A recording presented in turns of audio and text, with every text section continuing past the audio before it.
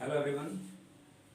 Previous class में हमने noun के टॉपिक को कंप्लीट किया था और आज हम पार्ट्स ऑफ स्पीच का सेकंड जो टॉपिक है वो है प्रोनाउन, उसके बारे में स्टडी करने जा रहे हैं। तो अब हम जैसे हमने नाउन को पार्ट वाइज स्टडी किया था वैसे हम प्रोनाउन को और इसके आगे आने वाले जो भी टॉपिक्स हैं उन सभी को हम पार्ट वाइज स्टडी करेंगे और पार्ट वाइज स्टडी करने से आपको अच्छी तरह से जो है वो हर टॉपिक समझ में आ जाएगा। ओके, तो आज हम स्टार्ट करने जा रहे हैं प्रोनाउन, जो पार्ट्स ऑफ स्पीच का सेकंड टॉपिक है। ओके, तो देखिएगा प्रोनाउन, इसका जो डेफिनेशन है प्रोनाउन का, सबसे पहले हम वो देखते हैं। डेफिनेशन में क्या है? A pronoun is a word, pronoun जो एक ऐसा शब्द होता है, ऐसा शब्द है used instead of a noun और नाउन इक्विवेलेंट, जो किसके स्थान पे यूज किया जाता है? प्रोनाउन जो वर्ड है वो या तो नाउन के स्थान पर यूज किया जाता है या फिर नाउन के इक्विवेलेंट कोई वर्ड है। इक्विवेलेंट का मतलब समान, नाउन के सिमिलर कोई वर्ड है उसके स्थान पर यदि कोई वर्ड यूज किया जाता है, दैट इज कॉल्ड प्रोनाउन।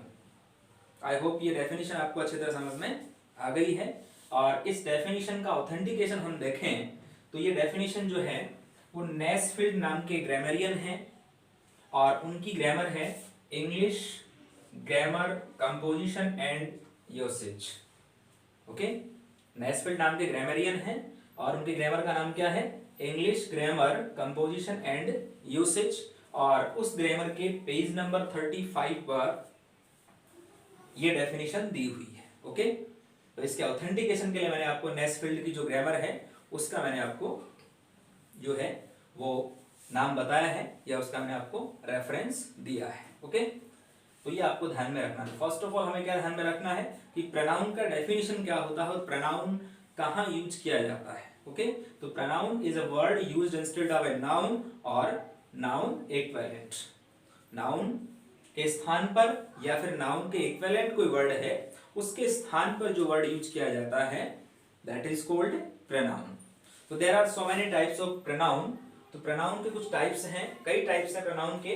तो मैन मेड टाइप्स के बारे में हम स्टडी करेंगे और उसके बाद part wise one by one जो है इनका हम स्टडी करेंगे विद एग्जांपल। ओके, तो यहाँ पर types of pronoun, types of pronoun. तो प्रोनाउन के टाइप कौन कौन से होते हैं इनको हम पार्ट वन में स्टडी कर लेते हैं और इसके बाद हम जो भी है नेक्स्ट जो प्रोनाउन होंगे इनके जो टाइप्स हैं उनको हम वन बाय वन जो है पार्ट वाइज स्टडी करेंगे और साथ में एग्जांपल्स का भी हम स्टडी करेंगे।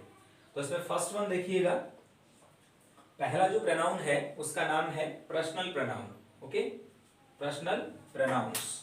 और सेकंड वन जो है उसका नाम है, सेकंड वन है वो है रिफ्लेक्सिव। और रिफ्लेक्सिव के बाद में जो प्रोनाउन है उसका नाम क्या है? डेमोन्स्ट्रेटिव। डेमोन्स्ट्रेटिव के बाद में फोर्थ वन जो है, फोर्थ वन है वो है इंडेफिनिट प्रोनाउन। और इंडेफिनिट के बाद में है डिस्ट्रीब्यूटिव प्रोनाउन नंबर फिफ्थ। इसके बाद में है रिलेटिव प्रोनाउन। रिलेटिव के बाद में है इंट्रोगेटिव प्रोनाउंस। जस्ट बाद में है पजेसिव प्रोनाउंस और लास्ट में है एम्फेटिक प्रोनाउंस। ओके, तो ये हमें थोड़ा सा ध्यान रखना है। तो फर्स्ट वन कौन सा प्रोनाउन है? Personal pronoun. Okay, next one है रिफ्लेक्सिव प्रोनाउन। थर्ड वन है डेमोन्स्ट्रेटिव प्रोनाउंस। फिफ्थ वन है डिस्ट्रीब्यूटिव प्रोनाउंस और इसके बाद में है रिलेटिव प्रोनाउन। और रिलेटिव के बाद में कौन सा है?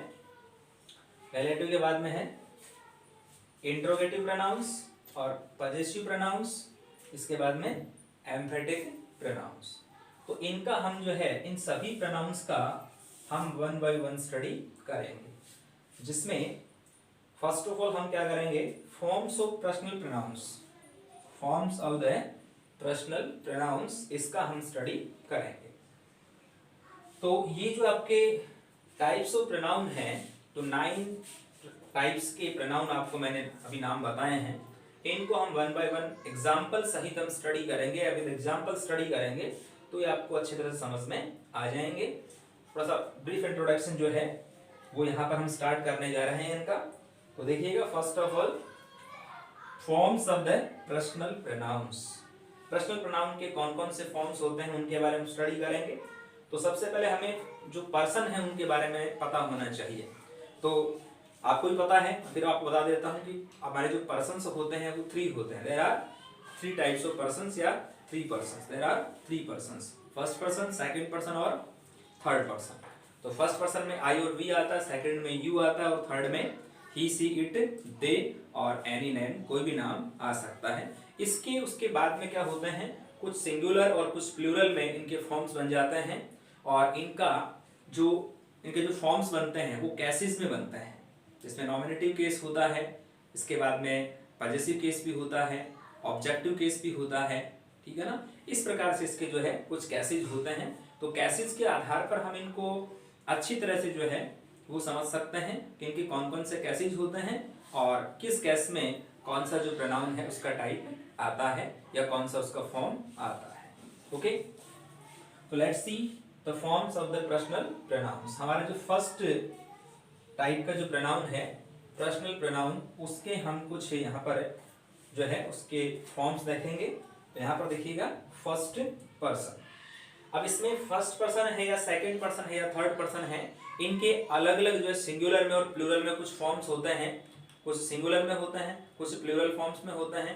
तो सिंगुलर प्लस प्लूरल जो है इनको हम जो है वो देखेंगे कि कौन सा प्रोनाउन सिंगुलर में आता है, कौन सा प्लूरल में आता है।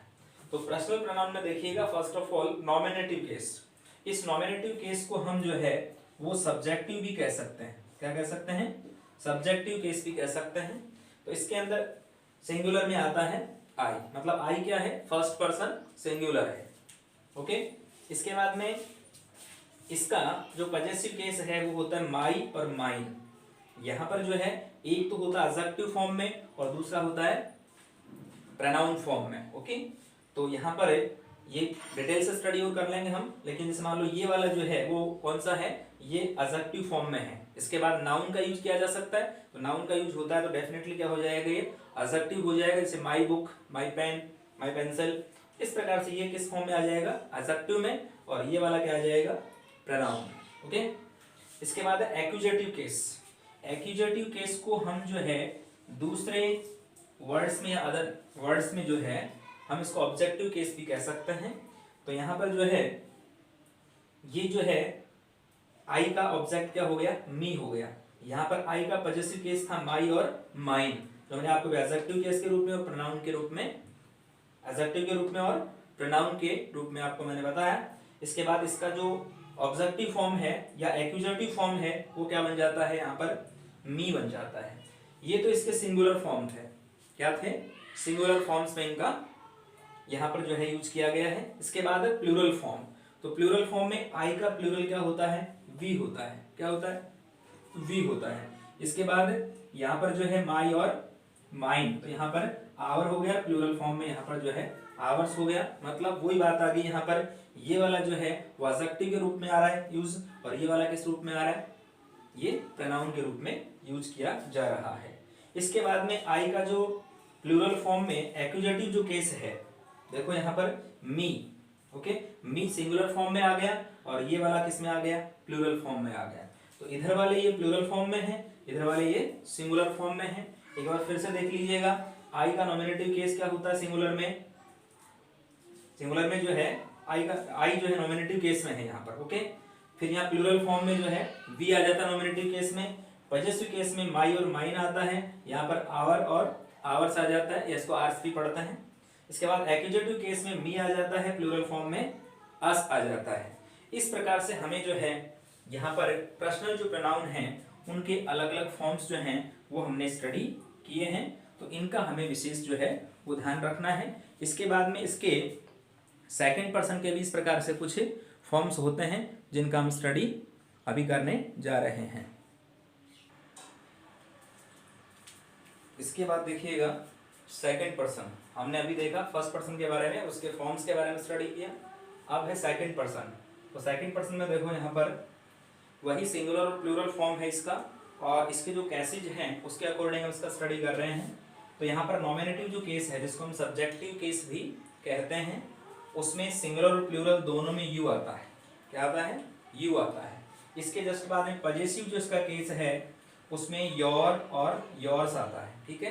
तो एक में जो है ये एडजेक्टिव के रूप में यूज में लिया जाता है और दूसरा प्रोनाउन के रूप में जो है यूज आता है। इसके बाद में है एक्यूजेटिव केस, जिसको हम ऑब्जेक्टिव के रूप में जो है वो एक टेक्निकल वर्ड है इसका, ऑब्जेक्टिव केस या ऑब्जेक्टिव जो है फॉर्म, इसके रूप में हम इसको स्टडी करते हैं। तो ऑब्जेक्टिव में यू ही आता है। तो ये सभी जो है इसमें नॉमिनेटिव, पजेसिव और एक्यूजेटिव के रूप में इनका यूज जो है वो किया जाता है। तो याद रखें ये कुछ टेक्निकल वर्ड्स होते हैं। जैसे नॉमिनेटिव को हम क्या किस रूप में यूज करते हैं, अभी मैंने बताया आपको जैसा कि हम इसको सब्जेक्टिव के रूप में जो है वो टेक्निकल वर्ड के रूप में हम जानते हैं, ठीक है। ये नॉमिनेटिव को सब्जेक्टिव भी कहते हैं, दूसरा पजेसिव और थर्ड वन है वो एक्यूजेटिव होता है या फिर इसको ऑब्जेक्टिव फॉर्म के रूप में यूज करते हैं। आफ्टर दैट हम स्टडी करते हैं वो करते हैं थर्ड पर्सन के बारे में। तो थर्ड पर्सन में भी हम इसका नॉमिनेटिव, पजेसिव और एक्यूजेटिव के फॉर्म के रूप में इसका यूज करेंगे। तो इसमें कुछ फॉर्म्स है ये जेंडर के रूप में और ज्यादा आगे जिसका हम स्टडी करते हैं तो इनका अलग अलग जो यूज होता है उसमें जेंडर जो है मैस्कुलिन जेंडर है जिसको हम हिंदी में क्या कहते हैं पुल्लिंग कहते हैं, और फेमिनाइन जेंडर जिसको हम हिंदी में क्या कहते हैं स्त्रीलिंग कहते हैं। ऐसे हमें मान लो याद नहीं रहे सपोज दैट तो मेल, ओके, हालांकि याद रह जाता लेकिन फिर भी बता रहा हूँ, मेल के लिए हम वर्ड कौन सा यूज करते हैं एम यूज करते हैं, ओके। और यहाँ पर फीमेल के लिए हम फर्स्ट वर्ड कौन सा आता है एफ आता है। इस प्रकार से हम याद रख सकते हैं कि एफ से शुरू वाला फीमेल में आता है मतलब फेमिनिन जेंडर में आता है, स्त्रीलिंग में आता है, दूसरा मैस्कुलिन जेंडर जो इसमें आता है पुल्लिंग में आता है। सो एम मेल से एम हो जाता है यहाँ पर, या एम से मेल मान लो। इसके जस्ट बाद देखो इसका जो नॉमिनेटिव केस हम स्टडी करते हैं थर्ड पर्सन सिंगुलर में तो वो होता है मैस्कुलिन जेंडर में तो ही होता है और फेमिनिन जेंडर में क्या होता है सी होता है। इसके बाद में मैस्कुलिन जेंडर में हिज होता है कौन सा पजेसिव केस, कौन सा होता है हिज होता है, और यहाँ पर फेमिनिन जेंडर में क्या होता है हर और हर्ष होता है। यहाँ पर ही वही बात आ रही है, एक एडजेक्टिव के रूप में यूज हो रहा है यहाँ पर और दूसरा प्रोनाउन के रूप में यूज कर रहे हैं।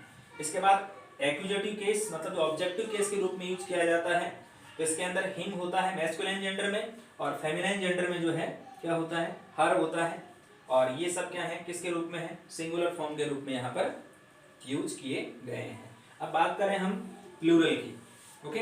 तो प्लूरल में न्यूट्रल जेंडर में आता है, इसको अपन नपुंसकलिंग कहते हैं। तो न्यूट्रल जेंडर में इट आता है। इसके बाद में इसका जो पजेसिव केस है वो इट्स होता है और इसका एक्यूजेटिव जो ऑब्जेक्टिव केस होता है वो भी इट होता है। फिर इसके बाद में ऑल जेंडर्स की हम बात करें तो ऑल जेंडर में जो है दे आता है और इसका जो है कौन सा फॉर्म नॉमिनेटिव फॉर्म के रूप में दे आता है, पजेसिव फॉर्म के रूप में देयर और देयर्स आता है। यहाँ पर भी ये एडजेक्टिव के रूप में और ये वाला प्रोनाउन के रूप में यूज किया जाता है।